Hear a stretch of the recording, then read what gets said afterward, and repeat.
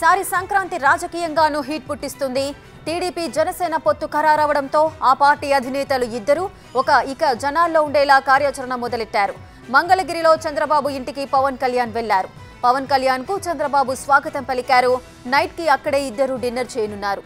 భేటీలో ఉమ్మడి మేనిఫెస్టో, అభ్యర్థుల ఎంపికపై ఇరువురు నేతలు కీలకంగా చర్చించనున్నట్లు తెలుస్తోంది.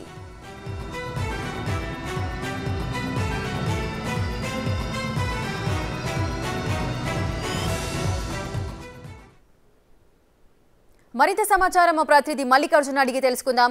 రైట్ మల్లికార్జున్, చెప్పండి, జనసేన అధినేత పవన్ కళ్యాణ్ అదేవిధంగా టీడీపీ అధినేత చంద్రబాబు నాయుడు డిన్నర్ మీటింగ్ కి సంబంధించిన వివరాలేంటి? రేఖ, ప్రధానంగా ఈరోజు మనం ఒకటి ప్రత్యేకంగా కూడా చెప్పుకోవచ్చు. ఎందుకంటే ఉండవల్లి నివాసంలో పవన్ కళ్యాణ్ మొదటిసారి కూడా ఇక్కడ చేరుకోవడం జరిగింది. చంద్రబాబుతో కూడా పొత్తుల తర్వాత ఇప్పటివరకు హైదరాబాద్లో కూడా ఆయన చర్చించడం జరిగింది. ఈరోజు ఉండవల్లి నివాసంలో కూడా ఆయన చర్చకు రావడం జరిగింది. ఆయనతో పాటు కూడా నాదెండ్ల మనోహర్ ఎవరైతే ఉన్నారో జనసేన పార్టీ రాజకీయ వ్యవహారాల చైర్మన్గా కూడా ఆయన వ్యవహరిస్తూ ఉన్నారు. అంతేకాకుండా జనసేన తరపు నుంచి ఉమ్మడి మేనిఫెస్టోకు సంబంధించి ఆయన చైర్మన్గా కూడా వ్యవహరిస్తూ ఉన్నారు. ఆయన కూడా వీరిరువురు కలిసి కూడా ఈరోజు చర్చించడానికి డిన్నర్ మీటింగ్కి రావడం జరిగింది. అటు నుంచి టీడీపీ పార్టీ తరపు నుంచి కూడా టీడీపీ అధినేత చంద్రబాబుతో పాటు టీడీపీ ప్రధాన కార్యదర్శి నారా లోకేష్ కూడా ఈ మీటింగ్లో కూడా పాల్గొంటూ ఉన్నారు. ఈ నలుగురు కలిసి కూడా అంతేకాకుండా మిగతా పార్టీ నేతలు టీడీపీ నుంచి కూడా ముఖ్య నేతలు కూడా కొంతమంది కూడా పాల్గొంటున్న పరిస్థితి కనిపిస్తూ ఉంది. వీరందరూ కలిసి కూర్చొని కూడా ప్రధానంగా ఉమ్మడి ఏదైతే జాబితాకి సంబంధించిన అంశాలపై కూడా ప్రధానంగా చర్చిస్తూ ఉన్నారు. ఎందుకంటే జనసేనకు సంబంధించి ఇప్పటికే కొంతమంది నేతలు వైసీపీ నుంచి వీడి జనసేనలో కానీ టీడీపీలో కానీ వస్తున్న సందర్భాలు ఎక్కువగా కనిపిస్తూ ఉన్నాయి. అందులో ముఖ్య నేతలు కూడా ఎక్కువగా జనసేనతో కూడా టచ్లో ఉంటా ఉన్నారు. ఇటు ముద్రగడ కావచ్చు, అలాగే పార్థసారథి కావచ్చు, అలాగే పార్థసారథి టీడీపీలోకి రావడానికి ప్రయత్నాలు చేస్తూ ఉన్నారు. ముద్రగడ అయితే జనసేనలోకి వెళ్ళాలని ప్రయత్నాలు చేస్తూ ఉన్నారు. అంతేకాకుండా రీసెంట్గా కూడా ఇందాక కూడా మచిలీపట్నం ఎంపీ బాలశౌరి కూడా జనసేనలో చేరబోతా ఉన్నానంటూ కూడా ఆయన సోషల్ మీడియాకు కూడా పెట్టడం జరిగింది. వైసీపీకి కూడా రాజీనామా చేయడం కూడా జరిగింది.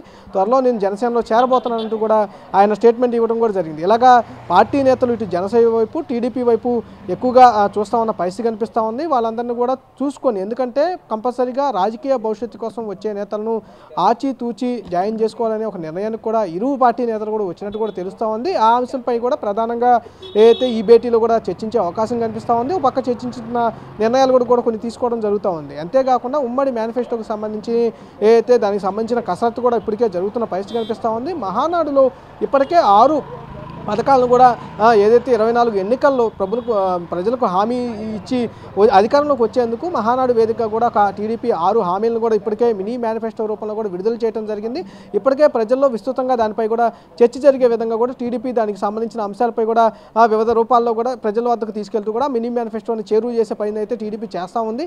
అంతేకాకుండా జనసేన తరపు నుంచి కూడా ప్రధానంగా కొన్ని అంశాలను కూడా ఉమ్మడి మేనిఫెస్టోలో పెట్టేందుకు కూడా వాళ్ళు కూడా ఒక కమిటీని కూడా నియమించుకుంటా ఉన్నారు. అంతేకాకుండా ఆ కమిటీకి నాదెండ్ల మనోహర్ని చైర్మన్గా పెట్టుకొని ఇప్పటికే పలు దఫాలుగా అయితే జనసేన నేతలతో అందరితో లోకల్ లీడర్స్ అందరితో కూడా చర్చిస్తూ ఉన్నారు. ఏ అంశాలు ప్రధానంగా ఉమ్మడి జాబితాలో మన తరపు నుంచి పెడితే బాగుంటుందనే అంశాలపై కూడా వాళ్ళు సుదీర్ఘంగా చర్చించిన పరిస్థితి కూడా ఉంది. ఆ అంశాలపైన కూడా ఈరోజు చర్చించే అవకాశం కనిపిస్తూ ఉంది. అటు సైడ్ టీడీపీ తరపు నుంచి కూడా ఉమ్మడి మేనిఫెస్టోకి సంబంధించి ఎవరైతే చైర్మన్గా Yanamala Ramakrishnudu TDP polit bureau సభ్యుడు మాజీ మంత్రిగా ఉన్నారు. ఆయన కూడా కమిటీని ఏర్పాటు చేసిన టీడీపీలో కూడా టీడీపీ కమిటీకి సంబంధించి వాళ్ళు కూడా చర్చించుకున్నారు. ఇప్పటికే 6 అంశాలపై కూడా మనం ఇప్పటికే మినీ మేనిఫెస్టోని విడుదల చేయడం జరిగింది. జనసేన తరపు నుంచి ఎలాంటి అంశాలు మేనిఫెస్టోలో చేర్చే అవకాశం ఉంటుందనే అంశాలు వాటితో పాటుగా టీడీపీ తరపు నుంచి ఇంకేమైనా అంశాలు చేర్చాల్సి ఉంటుందా అంటూ కూడా వాళ్ళు కూడా చర్చించుకున్న పరిస్థితి కనిపిస్తూ ఉంది. అంతేకాకుండా జాబితాకి సంబంధించి ఇప్పటికే వైసీపీ అయితే ఇప్పటికే 3 జాబితాలను కూడా విడుదల చేయడం జరిగింది. అయితే సమన్వయకర్తలను నియమిస్తూ కూడా ఇప్పటికే 59 నియోజకవర్గాలకు సంబంధించి ఒక పక్క పార్లమెంటు, మరో పక్క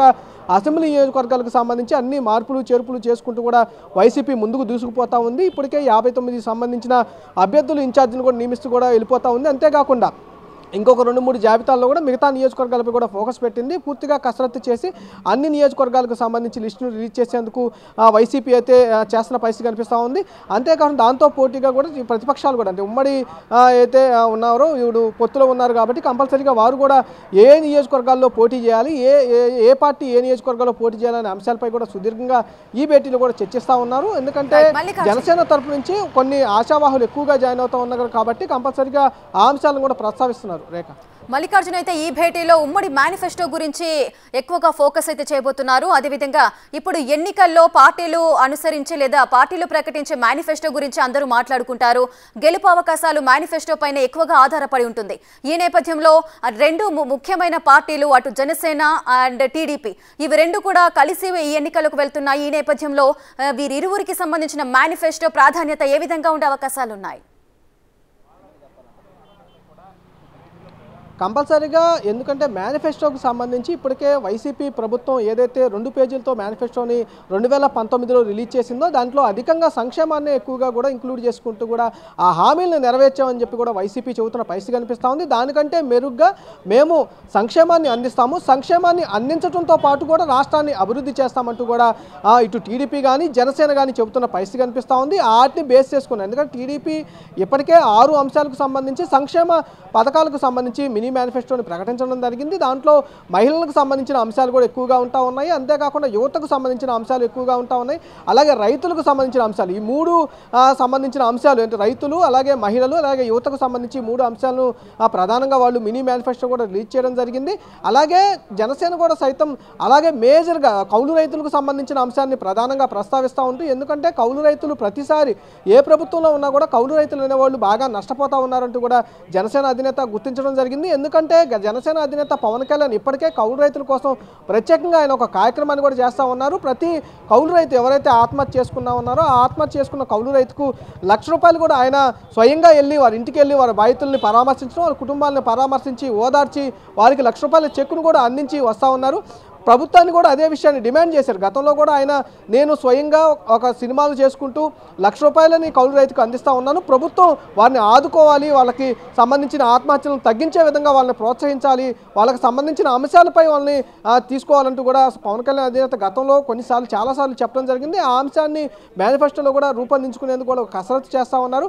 కౌలు రైతులతో పాటు మెయిన్గా ఉన్న రైతులకు సంబంధించి పెట్టుబడి సాయంతో పాటు మిగతా అంశాలు వాళ్ళు ఎలాగ స్ట్రీమ్ లైన్ చేయాలనే అంశాలని ప్రధానంగా ఆయన మేనిఫెస్టో కూడా రూపొందించుకుంటా ఉన్నారు. ఈ జనసేన తరపు నుంచి రైతులు, కౌలు రైతులతో పాటు మహిళలకు సంబంధించి గతంలో ఏదైతే హామీలు గతంలో 2019లో ఎక్కువగా ఇచ్చారో ఆ హామీలను కూడా మరోసారి వాటిని కూడా ఇంక్లూడ్ చేసే అవకాశం ఎక్కువగా కనిపిస్తూ ఉంది. అంతేకాకుండా జనసేనకు ఆయుపట్టుగా ఉన్న యువత ఎవరైతే ఉన్నారో ఆ యువతకు సంబంధించిన ఉద్యోగ అవకాశాలకు సంబంధించిన అంశాలపై కూడా ప్రధానంగా ఆ మేనిఫెస్టోలో రూపొందించే అవకాశం కనిపిస్తూ ఉంది. యువత, కౌలు రైతులు, మహిళలతో పాటు కూడా జనసేన అధినేత పవన్ కళ్యాణ్ కూడా మన మేనిఫెస్టోకి సంబంధించిన అంశాలను కూడా క్రోడీకరించుకుంటా ఉన్నారు. ఇప్పటికే టీడీపీకి సంబంధించిన ఏదైతే 6 పథకాలు ఉన్నాయో ఈ 3 థింగ్స్ని కూడా యాడ్ చేసుకుంటా ఉన్నారు. ఈ 3 ఏదైతే వీళ్ళు తీసుకుంటా ఉన్నారు, టీడీపీ కానీ జనసేన కానీ ఒకే థింగ్ తీసుకుంటా ఉంది.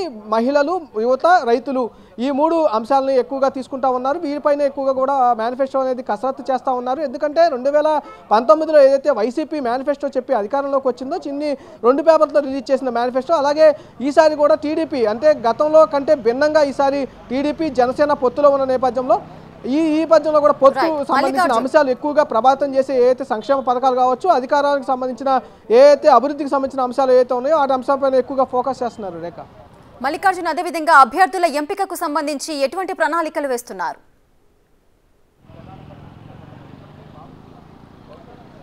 ఖచ్చితంగా రేఖ, అభ్యర్థులకు సంబంధించి కూడా వీళ్ళు కసరత్తు ముమ్మరంగానే చేస్తూ ఉంది. టీడీపీకి సంబంధించి అయితే అరెస్ట్ కాకముందు చంద్రబాబు కూడా ప్రతి నియోజకవర్గానికి సంబంధించి అందరితో కూడా ఆయన సమావేశాలు నిర్వహించుకుంటూ వచ్చారు. సుమారు 125 నియోజకవర్గాలకు సంబంధించి ఆయన సమావేశాలు నిర్వహించారు. అరెస్ట్ కాకముందు ఏదైతే ఒక్కొక్క నియోజకవర్గంలో ఎవరు అంటే గెలుపు గుర్రాలను ఆయన సిద్ధం చేసుకుంటూ వస్తూ ఉన్నారు. ఎవరు అక్కడున్న ఏదైతే గ్రూప్ తగాదాలు కావచ్చు, అక్కడున్న నేతలకు సంబంధించిన ఇష్యూస్ కావచ్చు, అన్నిటినీ కార్యకర్తలతో సమావేశాలు నిర్వహించుకోవడం, ఆయన స్వయంగా సమయకర్తలు నిర్వహించడం, ఆ సమయకర్త యొక్క ఫీడ్బ్యాక్ తీసుకోవడం, తర్వాత పార్టీ ఆఫీస్కి ఆ నియోజకవర్గం నేతలందరినీ కార్యకర్తలు సమంగా ద్వితీయ స్థాయి నాయకులందరినీ పిలవటం, ఆ కార్యకర్తలకు సంబంధించిన సమక్షంలోనే ఆ నియోజకవర్గానికి రివ్యూ చేయడం, ఆ రివ్యూను చేసిన తర్వాత ఎవరైతే బాగా వర్క్ చేస్తూ ఉన్నారో, పార్టీకి ఎవరైతే కష్టపడతా ఉన్నారో, ఎవరు ఆ నియోజకవర్గంలో గెలుపొందుతారో అంశాలని పరిగణలోకి తీసుకొని వారికి సూచించడం జరిగింది. ఆ అంశాన్ని కూడా ఇప్పుడు ఒక కొత్త సాఫ్ట్వేర్ని కూడా టీడీపీ అధినేత చంద్రబాబు తీసుకొచ్చారని కూడా చెప్పుకోవచ్చు. ఎందుకంటే గతంలో ఆయన అరెస్ట్ అయిన తర్వాత ప్రధానంగా 2-3 సార్లు ప్రెస్ మీట్ చెప్పిన సమయంలో కూడా అభ్యర్థులకు సంబంధించి మేము కంపల్సరీగా ఒక సాఫ్ట్వేర్ని తీసుకొస్తా ఉన్నాము, అక్కడ అభ్యర్థులతో సంబంధం లేకుండా లోకల్గా ఎలాంటి ప్రయారిటీ ఉంది, ఏ నేతను తీసుకుంటే బాగుంటుంది, ఏ నేతకు ఎక్కువగా గెలుపు అవకాశాలు ఉన్నాయని సర్వే మేమే చేస్తా ఉన్నాం, ఆ రిపోర్ట్లు స్వయంగా నా దగ్గరికే వస్తాయంటూ కూడా ఆయన చెప్పిన పరిస్థితి. ఆ నియోజకవర్గాలకు సంబంధించి అన్ని నియోజకవర్గాలు 175 నియోజకవర్గాలకు సంబంధించి అన్న రిపోర్ట్ కూడా ఆయన డీటెయిల్గా సేకరించుకున్న పరిస్థితి కనిపిస్తూ ఉంది. ప్రధానంగా ఆ రిపోర్ట్తో పాటు జనసేన తరపు నుంచి ఏదైతే సీట్లు ఆయన అడుగుతా ఉన్నారో ఆ నియోజకవర్గాల్లో కూడా ఆయన ఎట్లాంటి గెలుపు అవకాశాలు ఉన్నాయి, గెలుపు గుర్రాలనే సిద్ధం చేసుకుని 2024లో ఏదైతే 2019లో సీన్ను రిపీట్ అయిందో ఆ రిపీట్ కాకుండా ఈసారి వైసీపీకి అధికారం దక్కనీయకుండా కంపల్సరీగా అధికారం చేజిక్కించుకునే లక్ష్యంగా కూడా వాళ్ళు అభ్యర్థులను అయితే సిద్ధం చేసుకున్న పరిస్థితి కనిపిస్తూ ఉంది. అంతే సంక్రాంతికి తర్వాత లిస్టు వచ్చే అవకాశం కూడా ఎక్కువగా కనిపిస్తూ ఉంది. దానికంటే ముందు మన జరిగిన చంద్రబాబుకు సంబంధించిన చిట్టాట్లో కూడా ఆయన స్వయంగా చెప్పడం జరిగింది, అభ్యర్థుల నోటిఫికేషన్ వచ్చిన తర్వాత ఎమ్మెల్యే అభ్యర్థులను ప్రకటించేందుకు కూడా చేస్తాం, దానికంటే ముందు ఒక 70 నియోజకవర్గాలకు సంబంధించి లిస్టు కూడా ప్రకటించే అవకాశం ఉంది ఫస్ట్ లిస్ట్ కింద అనుకుంటా కూడా చెప్పడం జరిగింది. Rekha. Right, thank you Mallikarjun, thanks for the live updates.